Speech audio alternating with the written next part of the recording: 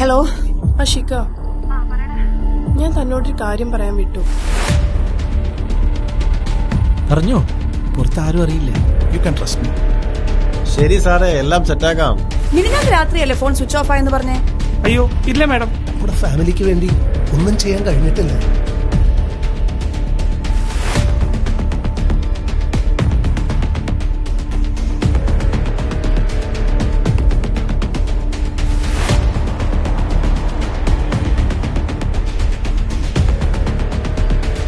കയ്യെടുത്തില്ല നീ എന്തിനാണ്?